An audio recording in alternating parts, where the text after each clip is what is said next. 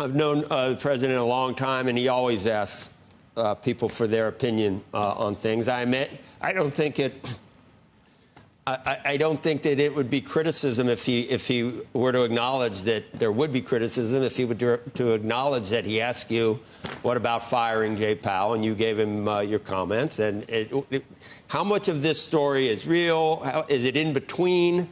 And I'm talking about the notion that you urged him not to fire Jay Powell, and he actually is obviously he's the president. He can do what he wants. But did you have a conversation?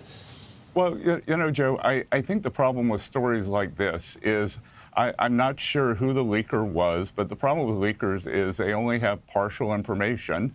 And I think the other problem, too, is that newspapers like the Wall Street Journal are not used to a high-functioning executive president. They are used to, you know, perhaps President Biden, perhaps President Obama, who was not as economically sophisticated as President Trump. President Trump solicits a whole range of opinions and then makes a decision. So he takes a lot of inputs, and at the end of the day, it's his decision, just as it was his decision on Iran. You know, and look at the tremendous success there. Look at the tremendous success at the border. And that is what a great executive looks like.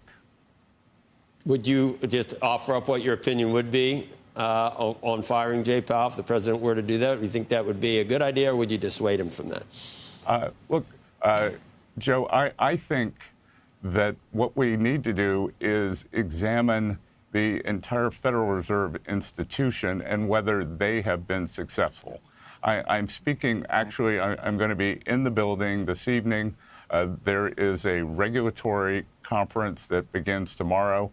I'm the keynote speaker tonight talking about regulation. The Fed as well deals with monetary policy, regulations, financial stability. And again, I think that we should think, has the organization succeeded in its mission? You know, if this were the FAA and we were having this many mistakes, we would go back and look at why has this happened?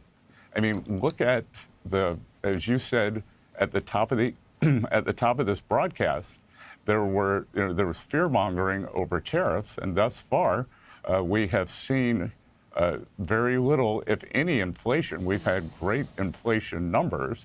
So, you know, I think this idea of them not being able to break out of a certain mindset, you know, all these PhDs over there, I don't know what they do. I don't know what they do.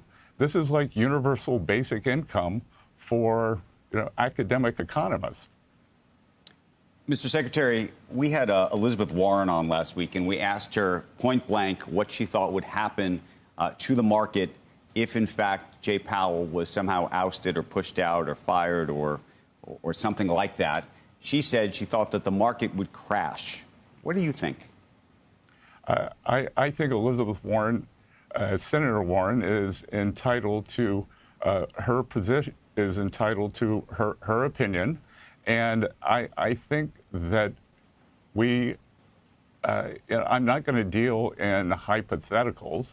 And, you know, the Chair Powell's term ends in May. There's also another seat coming up in January. So, you know, we'll see. And by the way, Senator Warren at times has been one of Chair Powell's harshest critics. So, you know, it kind of amuses me that now she's taken the other side of the other side of the argument here. Mr. Secretary, a couple of quick questions. First of all, I realize this is entirely up to the president to decide this, but do you think it's possible that the deadline for tariffs could be extended for countries where you feel like there are productive talks? Again, Becky, we'll see what the president wants to do. But again, if we somehow boomerang back to the August 1st tariffs, I would think that a higher tariff level will put more pressure on those countries to come with better agreements. We just reached an agreement with Indonesia, and I saw 5 turns of their offers, and This started several months ago. I thought the first offer was very good. They came back. The offer kept getting better and better, and we ended up with a fantastic trade agreement. I think there was something, and don't quote me here, but I think there were 11,000 lines of tariffs that got taken out, including non-tariff barriers. We have a 19% tariff on them. They have 0 tariffs on us, and they are going to do a massive purchase of agriculture and Boeing airplanes. So that's what a good trade deal looks like, but there must have been 5 iterations of that.